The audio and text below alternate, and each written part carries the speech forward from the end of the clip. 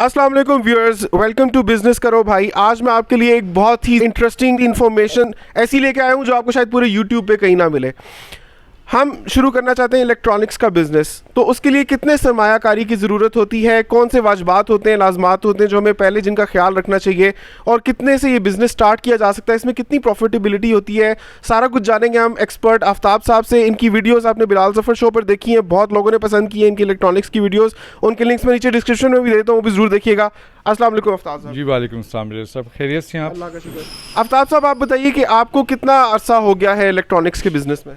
Sir अल्हम्दुलिल्लाह बिलाल, मुझे तकरीबन आलमोस्ट मेरी ज़िंदगी का एक हिस्सा है जो मैंने इलेक्ट्रॉनिक्स को वक्फ किया है। गो इसमें हमारा फ्यूचर प्लान सेल के हवाले से तो नहीं होता, लेकिन जो बिज़नेस कर रहे होते हैं उनको डेफिनेटली बिज़नेस बहुत ज़्यादा अच्छा मिलता है, क्योंकि हमारे पास जो क्लाइंट्स आते हैं वो ट्रस्ट पे चलते हैं।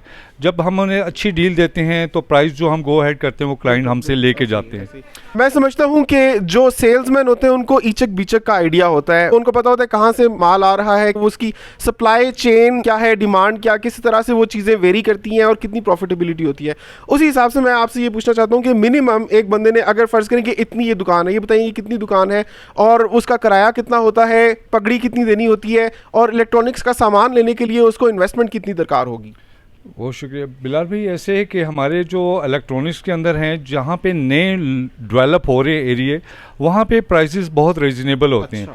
अब फॉर एग्जांपल हम बैठे हुए हैं अभी मरी रोड के ऊपर। अब मरी रोड पे जो हमारे पुराने सेटअप लेके बैठे हुए हैं उनके किराए तो बहुत ज़्यादा रीजनेबल हैं, और कुछ तो ऐसे भी हमारे ओनर्स हैं जिन्होंने परचेज़ करके रखी हुई है शॉप्स। फॉर एग्जांपल आज से 10 साल पहले यही वाली शॉप जो थी फॉर एग्जांपल एक 2.5 मिलियन में थी, मतलब 25-30 लाख रुपए की एक दुकान मिल जाती थी। अब यही शॉप जो है इस टाइम 1 करोड़ रुपए की भी नहीं है। एक बात होगी। दूसरी बात यह है कि बेनिफिट उन्हीं लोगों के पास है जो अच्छे टाइम के ऊपर परचेजिंग कर लेते हैं, चाहे वो इलेक्ट्रॉनिक में लेते हैं या प्रॉपर्टी में लेते हैं। इलेक्ट्रॉनिक एक चार्म होता है, जब आप परचेजिंग करते हैं एक मंथ वो कंपनी वाले निकालते हैं, उस टाइम जो लोग बल्क में चीज़ उठा लेते हैं वही बेनिफिट लेते हैं।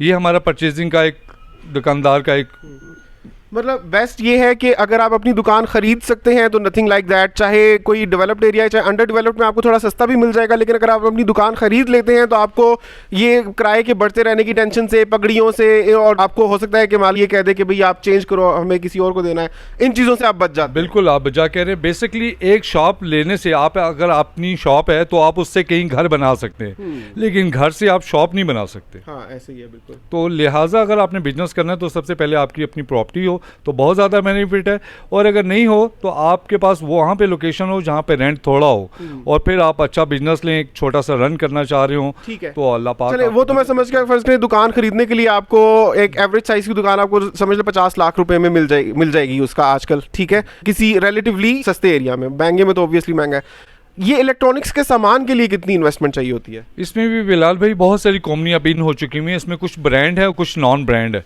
तो जो ब्रांड है वो कम से कम आपको 1-2 मिलियन आप उन्हें गो हेड देते हैं, फिर उसके बाद आपको माल मिलना शुरू हो जाता है। फिर आपका एक ट्रस्ट बन जाता है, फिर आप चाहे उनसे 1-4-5 मिलियन का भी माल उठा सकते हैं, वो क्योंकि ट्रस्ट आपका बिल्डन हो जाता है। मतलब कि मिनिमम आपके पास 3-4 मिलियन होने चाहिए सामान खरीदने के लिए? बिल्कुल ऐसा, इतना कम से कम स्टार्टअप में होना चाहिए। तो दुकान पे जितना सामान डिस्प्लेड होता है वो सारा उस मालिक ऑफ दुकान ने खरीदा हुआ होता है, या ट्रस्ट बेसिस पे कंपनीज जैसे हायर है, डॉलिंस है, वो उनके पास दे देती हैं, उनको पता होता है कि इसका बिकेगा?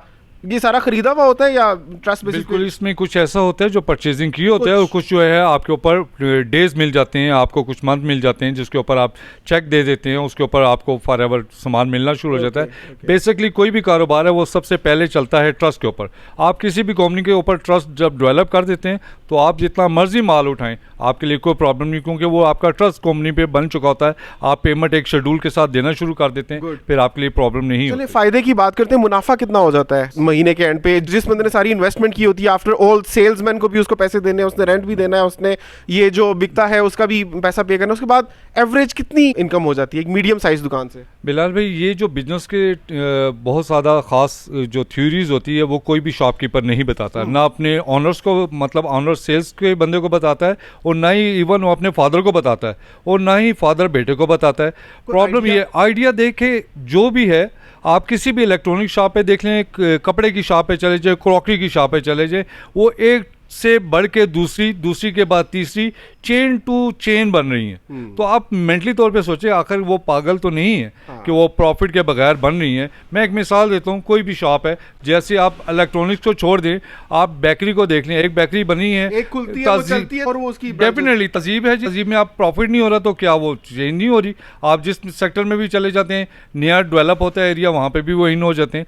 ऐसे ही इलेक्ट्रॉनिक है, कपड़े की मार्केट है, आप अपने काम के साथ सिंसियर है तो अल्लाह पाक आपके काम में बरकत देता है, और आप अगर सही सिंसियर से काम करें तो आप उस चेन को बढ़ाते जाते हैं, एक पूरी चेन बन जाती है। मतलब इससे मैं ये अखज़ कर सकता हूँ कि तकरीबन आपको समझ ले कि 70 to 80 लाख आपके पास होने चाहिए, तो आपके पास अच्छी दुकान भी ले सकते हैं, आप अपना माल भी रख सकते हैं, और उसके बाद प्रॉफिट आपके नसीब है, और मेरे ख्याल में ठीक ठाक प्रॉफिट होता है इंशाल्लाह ताला। वो बिल्कुल सिंसियर, सबसे पहली आप किसी भी वर्कर्स के साथ सिंसियर हैं, वो बंदे बहुत ज़्यादा एकदम से तरक्की करते हैं। जो बेसिकली किसी का हक मारने के चक्कर में लगे रहते हैं, उनका मैंने व्यूज़ नहीं देखा, वो बिल्कुल ही ड्रॉप होते हैं। और जो अच्छे व्यूज़ देते हैं क्लाइंट्स के साथ भी, अपने एम्प्लॉयर के साथ भी, लोडर के साथ भी, वर्कर्स के साथ, वो बहुत ज़्यादा तरक्की पाते हैं। ठीक है, बहुत शुक्रिया आफ्ताब साहब। Thank you very much sir, take care.